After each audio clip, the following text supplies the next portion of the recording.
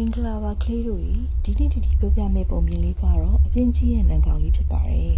တခါတော့ကအရန်ကိုအပြင်းကြီးရဲ့နံကောင်လေးတစ်ကောင်ရှိရဲ့ကွနံကောင်လေးဟာဘာအလုပ်မှမလုပ်ချင်ပဲတနေကုန်လဲလျောင်းနေလိုက်တချင်းဆိုလိုက်တူရိယာရီတိမုတ်ပြီးနေလိုက်နေအနေနေတာပေါ့ဒါကိုတွေ့ရအိမ်ကြီးချင်းပြုတ်စိတ်လေးတွေကနံကောင်ကိုဝိုင်းသတိပေးကြတယ်ကိုနံကောင်ကြီးမကြခင်ဆုံးရတဲ့ရောက်တော့မှဗျအဲ့ဒီအခါအစာရေးစာရှာရခက်ခဲလိမ့်မယ်ဒါကြောင့်အခုတည်းကစူးစမ်းပြီးရှာဖွေစုဆောင်းထားပါလားဗျာလို့ပြောတဲ့အခါနံကောင်လေးကအိုးကွာမင်းတို့ကလေတစ်ချိန်လုံးအလုပ်လုပ်နေတော့တာပဲနောင်ခါလာနောင်ခါစီပဲကွာငါတို့ပျော်နေလိုက်အောင်မေလို့ပြန်ဖြေတဲ့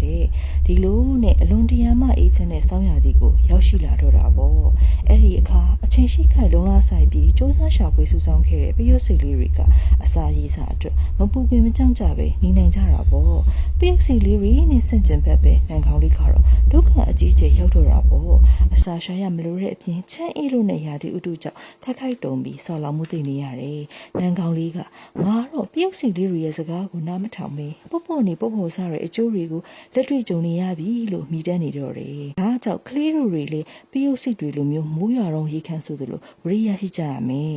ပညာသင်ယူနေစဉ်မှာစာကိုဒီဇိုင်းမှတ်စူးစမ်းမှစာမှုတွေဖြစ်ဆိုအောင်မြင်နိုင်မှာဖြစ်တယ်ပုံမြင်လေးတွေကနံကောင်လေးလိုမနေပဲပျော်စီလေးတွေလိုလုံလဝရိယရှိကြပါလို့တီတီကတိုက်တွန်းလိုက်ပါတယ်နော်